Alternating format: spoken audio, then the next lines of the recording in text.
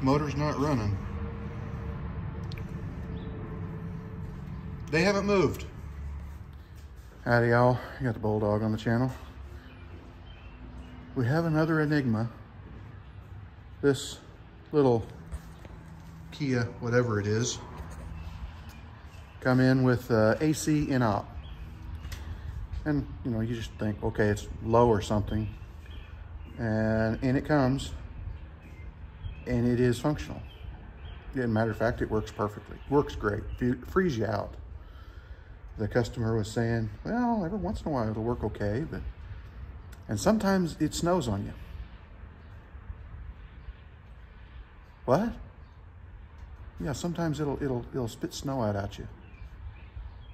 And one time it wasn't working at all, and I turned it on and it threw an ice cube out at me, and then it started working a little better.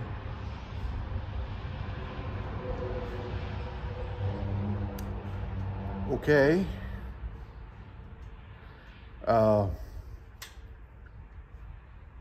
Do you ever see a puddle of water under it? I think so. Is that supposed to happen? Yeah, that's supposed to happen. I think so. We have no water. Oh, it's starting to drip now. It's starting to drip, drip. It's been shut off for 3 or 4 minutes. There was nothing under it before. And here, look at this. The gauges are still high on the high side, low on the low side.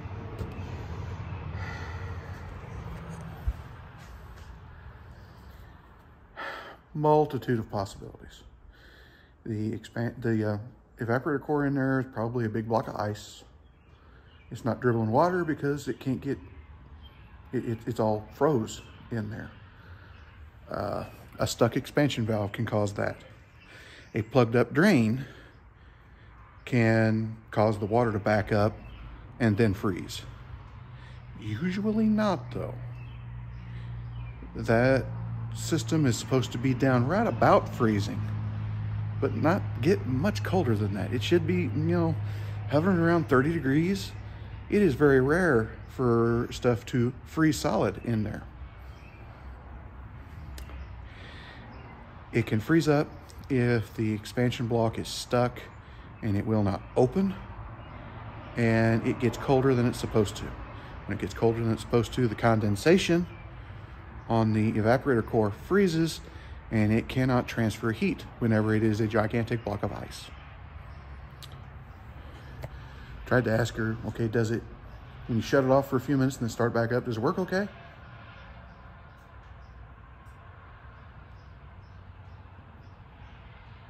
Well,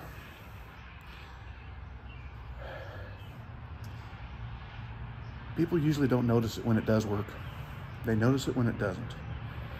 And when it doesn't work,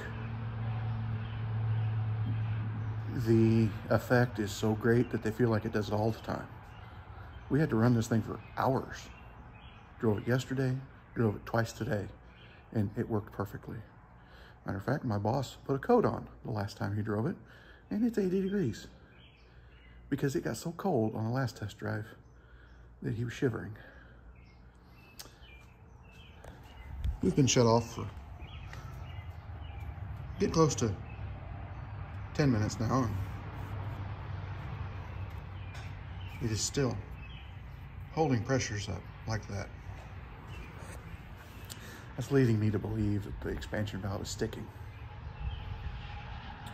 So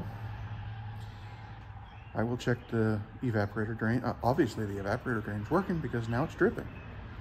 So most likely we're looking at a stuck expansion valve. The pressures were about right, although the low side was way too low. So we'll see what we find. I'll be back. Okay, here's the drain on this thing, and it's nice and open. No problem there.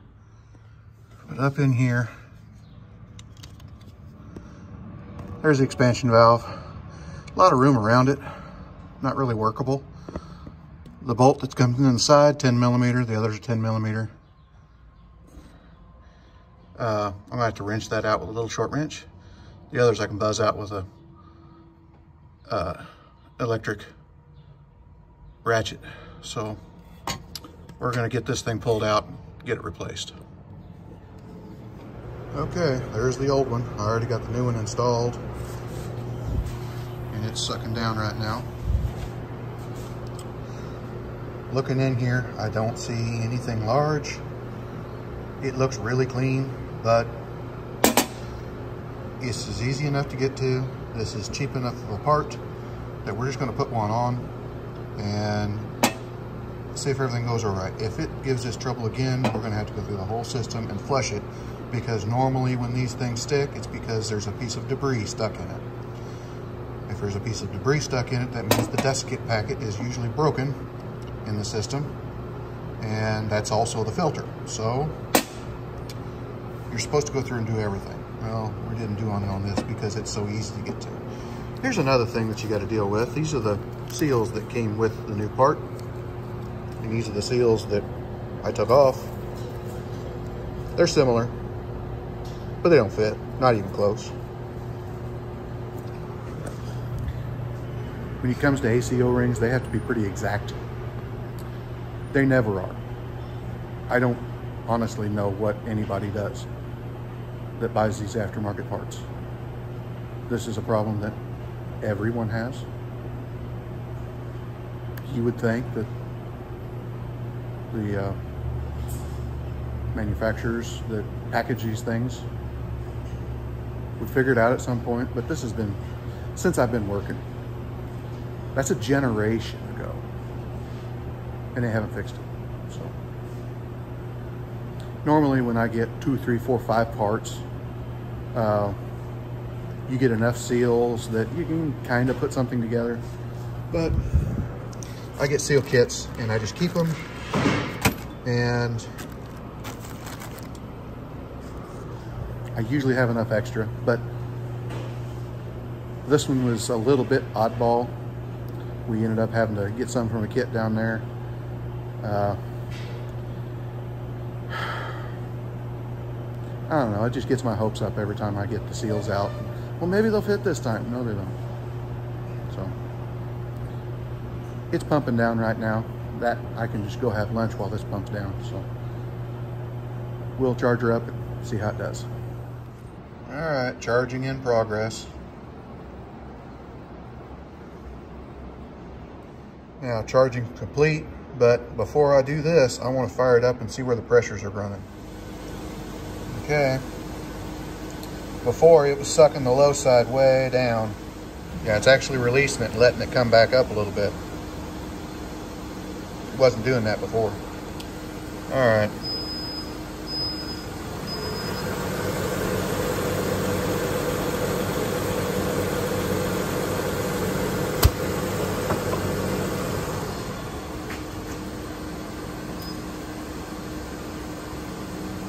That pulls everything out of the high side hose, through the machine and back into the low side hose.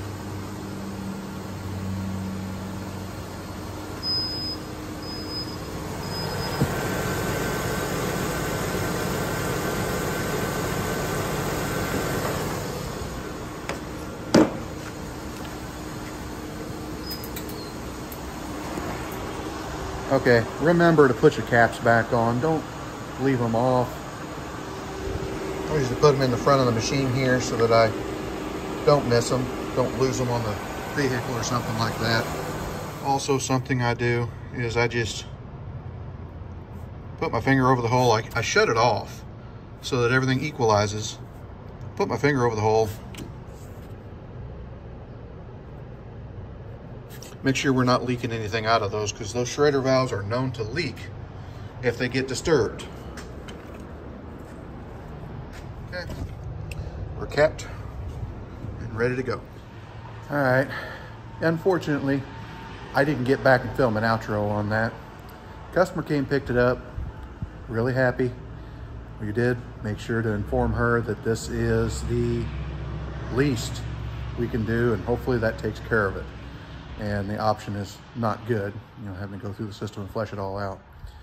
But Yeah, as you could see on the gauges where originally it went down to 15 pounds and just stayed there, and after the repair, it fluctuated. That's what it's supposed to do. It's supposed to open up that orifice and let the pressure come back up to avoid freezing. And if it doesn't open up, your evaporator turns into a gigantic block of ice. The way this thing works is, I don't know if you can see down in there, but that little rod, the steel here is thermostatically controlled, and that's what operates this valve down here. It makes this hole larger and smaller, and that controls the AC system. It's a very simple system. You make that hole smaller, it gets colder because the pressure differential is greater. So whenever this thing sticks, and that's what it was doing, this thing was sticking, and it wouldn't open this hole back up and allow the hole to get bigger and allow the pressure to come back up. So on this side, it would just, that, you know, radiator looking thing inside your dash would just become a big block of ice because all the condensation would freeze to it. Got this part replaced, and I know this bolt here was a 12 millimeter head, not a 10, but I couldn't see that from where I was. Anyway, customer was happy. She took it on a trip way up north. We haven't got a phone call yet, so we did warn her that this is the very least we can do. If we have to flush the whole system out, that's, you know, adds a decimal point to the repair bill. This here we could do for a little over a couple $100. So we're gonna try this first. Usually we don't try something and see, but it's cheap enough, it's easy enough to get to. Well, we'll do it this time. It's a Kia. It might last out the vehicle. So like, comment, subscribe, hit your little bell notification, share it all around. We'll talk to you later.